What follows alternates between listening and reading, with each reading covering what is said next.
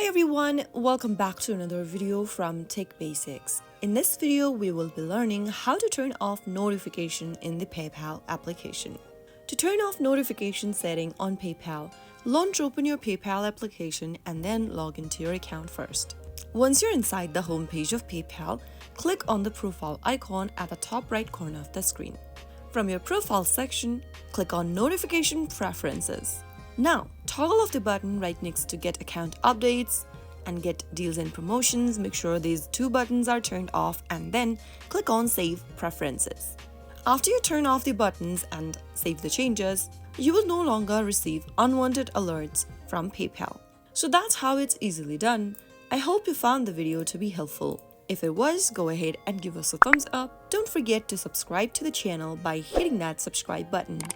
Press on the bell icon so that you'll never miss out on another upcoming upload from us. I will be back again in the next episode. Thank you for watching.